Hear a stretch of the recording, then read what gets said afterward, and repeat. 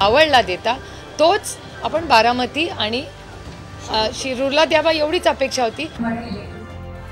निधीवरून सुप्रिया सुळे आणि सुनील शेळकेंमध्ये जुंपली बारामती आणि शिरूरला निधी दिला जात नाही, सुप्रिया सुळेंची नाराजी, तर अजित पवारांनी उत्तर देणं टाळलं।